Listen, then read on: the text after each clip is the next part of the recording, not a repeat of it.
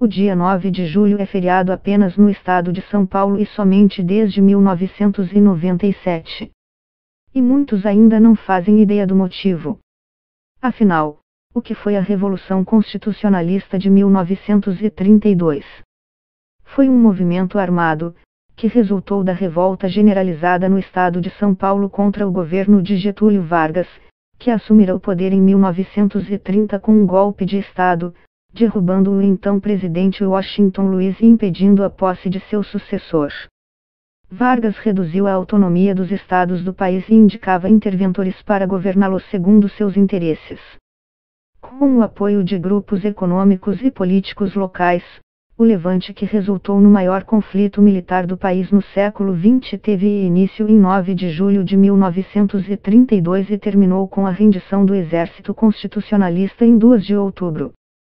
Seu estupim foram as mortes de 4 jovens paulistas por tropas getulistas durante uma manifestação no centro de São Paulo, no dia 23 de maio.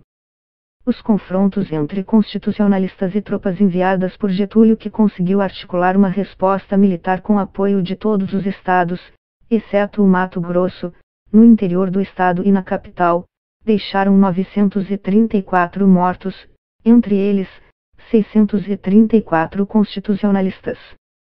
Historiadores pintam um quadro de vitória após a derrota ao analisar o legado do movimento.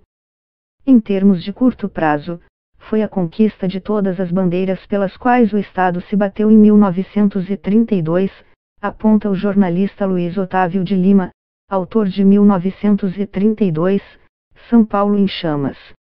O governo getulista convocou uma Assembleia Constituinte, o Congresso foi reaberto, e foram convocadas eleições gerais.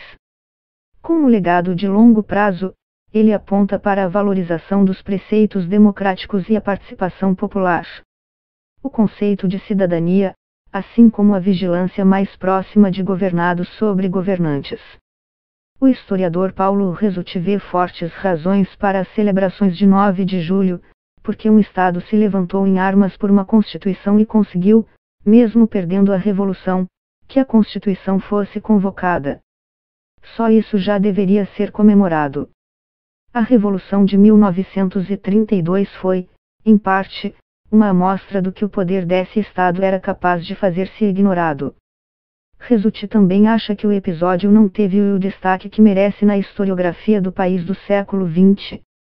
Precisamos recordar que o governo de Getúlio Vargas, contra quem foi feito o levante, perdurou ainda por 13 anos, o que fez com que o assunto Revolução Constitucionalista não pudesse ser mencionado na imprensa, discutido nas tribunas políticas ou ensinado nas escolas. A narrativa dessa guerra civil foi encampada pelos vencedores e durante muito tempo prevaleceram teses como a de que o movimento teve um cunho separatista e antinacional, que São Paulo desprezava o restante do país, quando, na verdade, a revolta nem havia sido estritamente paulista na sua origem, tendo obtido apoios no Sul, no Mato Grosso, em partes de Minas Gerais, Bahia e Amazonas, explica. Também dizia-se que era motivada por um desejo da elite cafeicultora e industrial de São Paulo de recuperar privilégios perdidos após a Revolução de 1930, teoricamente de inspiração mais popular. Esses fatores tornaram o episódio distante do interesse de parte dos acadêmicos. Mas, a partir dos anos de 1980, esses conceitos começaram a ser revistos. Para o pesquisador e colecionador Ricardo Della Rosa, que é neto de combatentes, a Revolução mostrou que é possível lutar por uma causa e, ainda que não tenham vencido no campo de batalha, os paulistas se uniram até as últimas consequências. E foram em frente. Em um curto período de tempo, produziram armas, chegaram a cunhar uma moeda própria, enfim, em 3 meses, fizeram mais do que em anos. A tristeza é que esse legado acabou não sendo passado em lugar algum, não virou matéria escolar, nada. É um período quase omitido em nossa história. Se teve pouco espaço na história do país, a Revolução de 32 está presente com força em vários endereços conhecidos da capital paulista e em monumentos espalhados pelo interior do estado. Resulti cita as avenidas 23 de Maio e 9 de Julho, principais artérias que cortam a cidade de São Paulo: o Obelisco, o Grande Mausoléu dos Combatentes de 1932, no Ibirapuera, os monumentos em todas as cidades do Vale do Paraíba onde houveram combates, os monumentos nas faculdades que depois comporiam a Universidade de São Paulo, a Politécnica, o Largo do São Francisco e a Faculdade de Medicina, de onde partiram estudantes para a Revolução. Também é lembrada a Rua MMDC, no Butantã, que alude ao acrônimo Martins, Miragaia, Drauzio e Camargo, como eram conhecidos os 4 jovens manifestantes paulistas mortos por tropas getulistas em 23 de maio de 1932. Outras figuras históricas do movimento também acabaram eternizadas pela malha viária paulistana. Na Vila Clementino, a Rua Pedro de Toledo homenageia o interventor de Vargas que aderiu à causa e foi aclamado governador paulista, rompendo com o governo federal. No Mandaqui, há a Praça General Bertoldo Klinger. General Isidoro Dias Lopes emprestou seu nome a uma rua de Santana. Mas não é só isso. A joia da coroa desse levante é um monumento erguido próximo ao Parque Ibirapuera, oficialmente chamado de Obelisco Mausoléu ao Soldado Constitucionalista de 1932, mas conhecido popularmente apenas como Obelisco.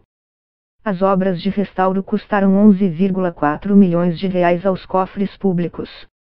O conjunto artístico foi concebido pelo artista Galileu Emendabili, 1898-1974.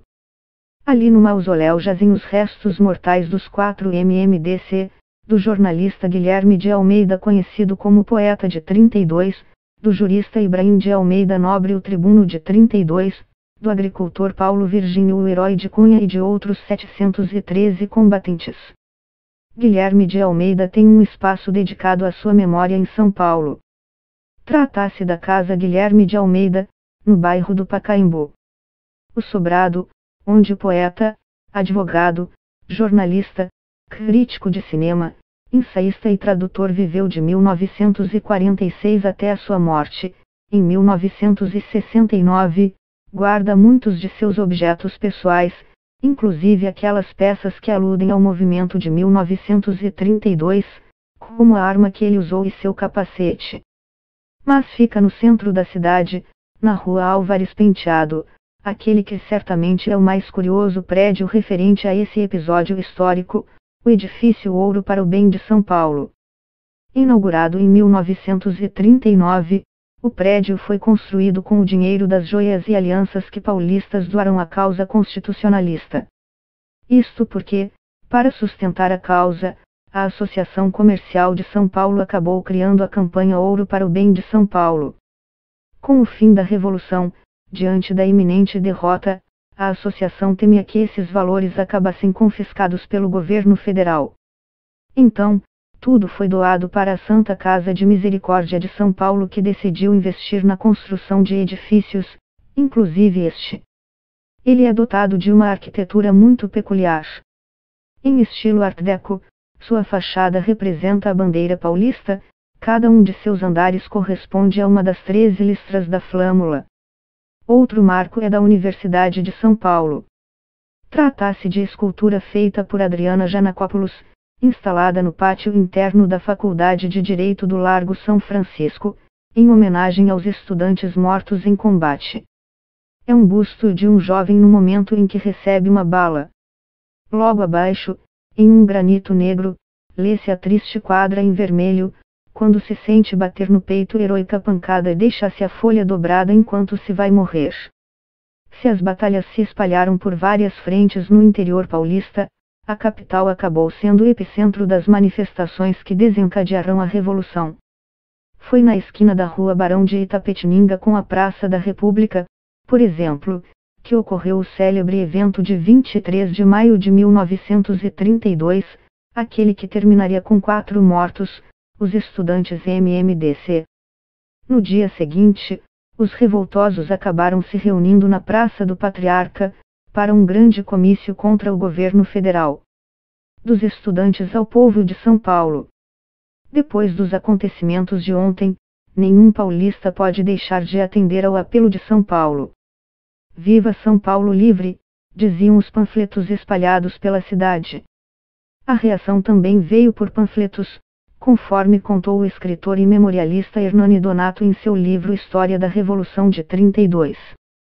De um avião voando perigosamente a baixa altura de 100 cópias do manifesto do coronel Ávila Lins, comandante interino da região militar, escreveu: o pronunciamento é tão evasivo quanto os discursos dos outros chefes militares.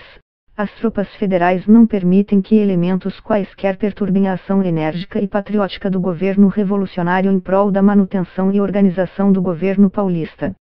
No dia 9 de julho, o Palácio dos Campos Elíseos se tornou o centro da história. Foi ali que Pedro de Toledo aderiu à causa e foi aclamado governador paulista, praticamente dando início ao conflito.